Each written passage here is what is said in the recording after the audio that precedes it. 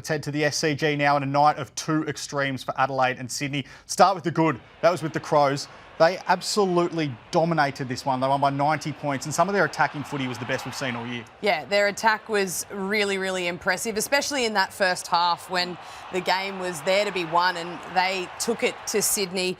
They ended up scoring 88 points from turnover alone, but the impressive part, their attack was good, but their defence was really, really good as well. They kept their pressure rating over 208 for the entire match, and Isaac Rankin, little moments of that, but this was really good. You're going to see this replayed so many times. Obviously, Josh Rachele, we know he's passed as a football player or a soccer player, how we want to refer to it in this country, but that was just, it was brilliant. It was deliberate and it was brilliant. Got it out into space, and Ben Keys, who also had a very impressive match, he had the match up on Blakey. He had 17 disposals himself, 11 contested and 3 goals. Nick Blakey, on the other hand, 9 disposals and kept him to just 237 metres gained. So being able to win that contest gives your side a really good upper hand, and then when you're able to score 3 goals on the back of it, we saw Jake Melksham do it to Harris Andrews, and that defensive forward role is worth its weight in gold, especially when you can hit the scoreboard. He's one of the best in the comp at that defensive forward role.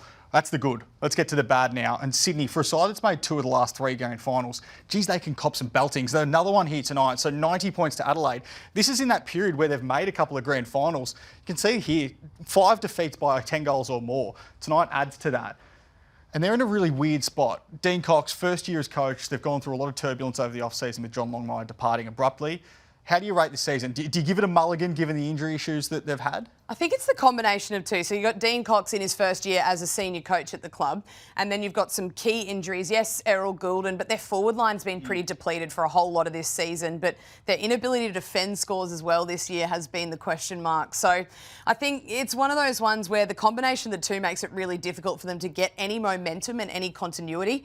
I don't think that the loss this evening really, maybe by the margin of it, surprised people, but the way that they've been playing, you're sort of never sure who's going to show up for Sydney, and they've put together some very good performances, but they've put together some very poor performances as well, and tonight was another one of those. Yeah, you mentioned their forward line issues. Joel Amartey, Logan McDonald, Tom Papley, all out of that side. So some issues there for the Swans going forward. All right, good, bad. What about the ugly? Josh Rachele, is he going to be facing a staging fine for this? Because he found it funny. I found it funny watching at home. He knew exactly what he'd done to con the umpire here.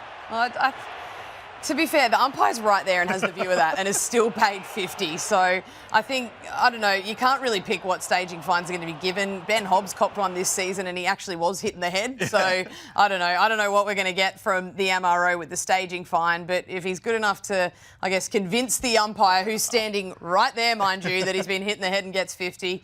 A bit cheeky. He said post-game that he loves playing on Dane Rampy because the two of them just seem to poke the bear a lot. But, yeah, he got the best of that one.